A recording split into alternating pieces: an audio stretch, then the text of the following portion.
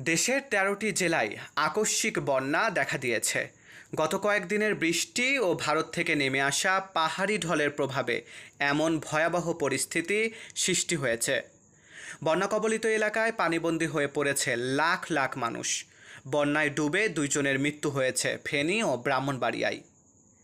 বন্যায় ফেনী, নোয়াখালী, লক্ষ্মীপুর, কুমিল্লা, ব্রাহ্মণবাড়িয়া, চাঁদপুর, চট্টগ্রাম, খাগড়াছড়ি, বরিশাল, রাঙামাটি, সুনামগঞ্জ, মৌলভীবাজার ও হবিগঞ্জ জেলার লাখ লাখ মানুষ এখন পানিবন্দী।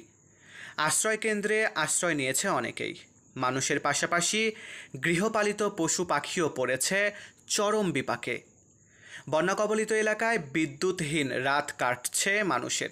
দেখা দিয়েছে খাবার ও বিশুদ্ধ পানির সংকট।